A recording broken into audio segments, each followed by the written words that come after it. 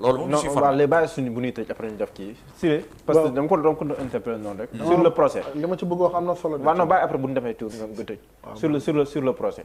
waaw sur le procès. dama bëggoon rek avant may laal procès bi. Sëriñ jërëjëf waaw. waaw sëñ monsieur le ministre daf ma kaañoo léegi comme kay xale yi wax. jéggalu naaj. waaw daf ma kaañoo moo bëggoon préciser rek sama pensée président Macky Sall moom ay la yéwén kenn du ni defu fi dara. te yaakaar naa ne kenn waxul ni. kenn jóobañ ci daxwa gu sori. wéy téere miine la doo ci sori bàyyi si développé rek. génnal foofu. nee na taxaw mi ngi absenté ci daxwa bi. wéy wax na ba groupe bi fees. bàyyi si wax rek boobu moom baax na rëcc na la. Effectivement. Donc il est évident, que président. am na lu ko métti nag ndax xamu ci dara.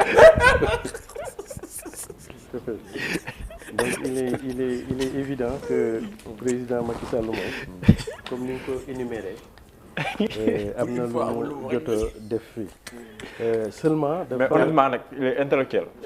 Il est intellectuellement honnête. Seulement de quoi il s'agit oui, en réalité. Oui. C'est que président dafa jiite Sénégal d'abord dafa wër Sénégal. jiite Sénégal. te xamul sénégalais. Thier dégg nga li ma wax. waaw. président Macky Sall. dafa wër Sénégal.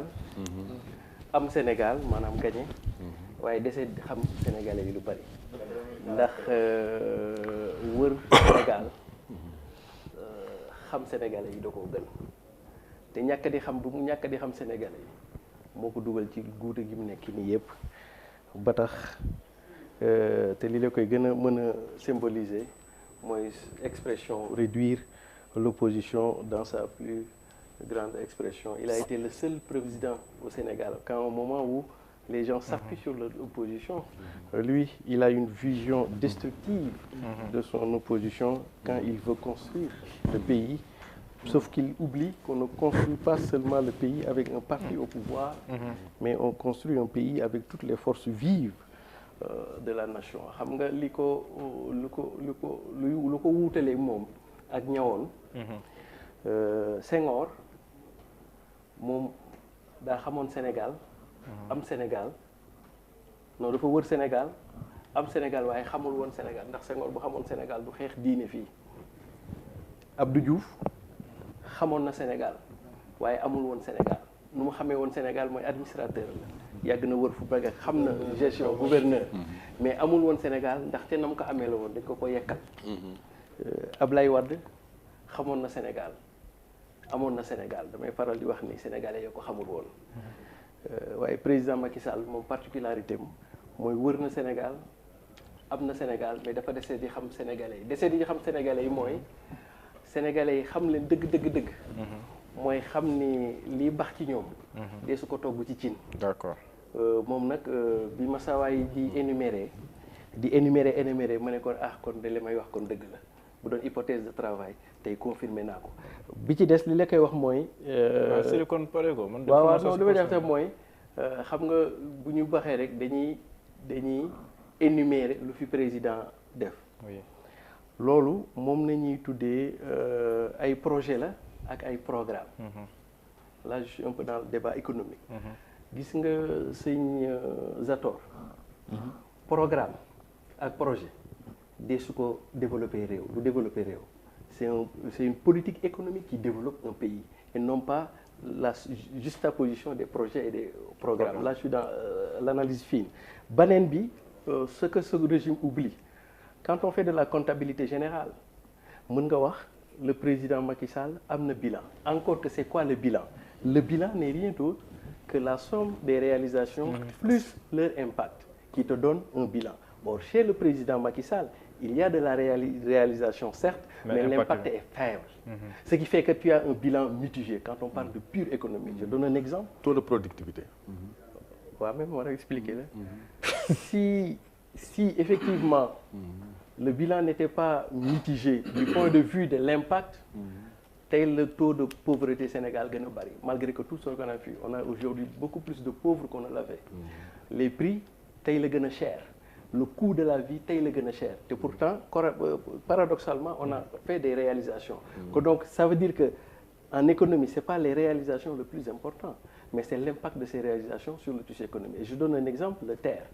Le TER c'est bien, c'est une réalisation mais on aurait pu avoir un impact beaucoup plus pesant dans la dynamique en n'étant pas dans le train électrique mais en étant dans le train à écartement métrique qui pourrait nous amener jusqu'à Saint-Louis. Su boobaa du ñu yem Diamniadio Saint-Louis bon ma bëggoon a tënk rek souvent en économie le débat n'est pas économique il est politique mais suñu ko doon càmbar def ce qu'on appelle de l'analyse financière dañuy gis ni globalement certes le président de la République a un bilan mais on peut dire beneen bi ma ci toftal mooy bu ngeen xoolee bu baax président Macky Sall depuis mu ñëw régime am on a eu des taux de croissance positifs. Mais quand une croissance est positive, ça n'a de valeur que sa capacité d'absorber des chômeurs dans le tissu productif. Ici, on te dit qu'on a une croissance de 2%, 3%. C'est pas ça qui est important. Ça veut dire qu'avec ce taux de croissance de 2%, combien de chômeurs on a pu trouver du travail pour les réinsérer dans le tissu social. Donc le taux de croissance va toujours de pair avec le nombre d'emplois qui a été créé. Mais ici, on ne te dira jamais les emplois créés, mais on te parle toujours de... Et là, on est dans l'économie centrale. léegi ñëwoon si procès bi. waaw procès bi de su ma ko doon wax damay attirer attention président Ousmane Seck sax. dugal ci Ousmane Seck Ousmane Sonko.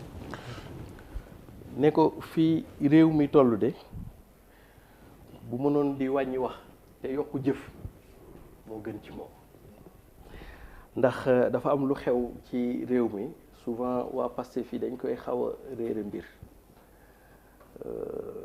li xew Sénégal révolution la tudd li xew Sénégal révolution la tudd te révolution boobu point de départ am xam nga lan la c'est la découverte du gaz et du pétrole. Bu ñu découvrir woon gaz ak pétrole jeunesse Sénégal yi du ñu jóg mais découverte gaz ak pétrole bi xale yi gis ay Dubaï nu mu fa demee bay organiser coupe du monde ak incident ba fa amoon ba 6 000 milliards yi xale yi moo créé benn révolte boobu moo jur tey révolution yi xale yi ni plus jamais ça mais seulement su fekkee ci yeneen révolution yi c'est le leader qui appelle à la révolution ici c'est la révolution qui a choisi Pastef et Ousmane Sonko comme son leader. Attention.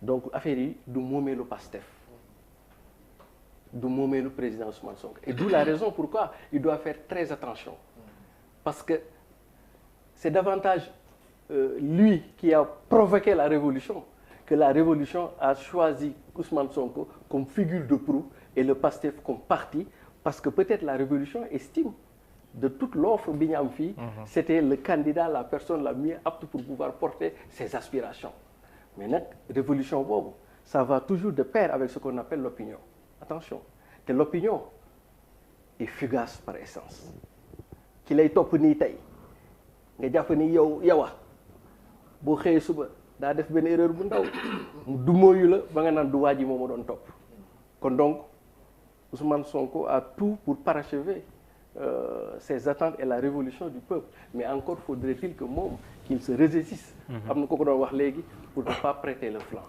d'ici à 2024 le plus grand défi pour Ousmane Sonko ce n'est pas Macky Sall c'est pas son tribunal sa justice etc.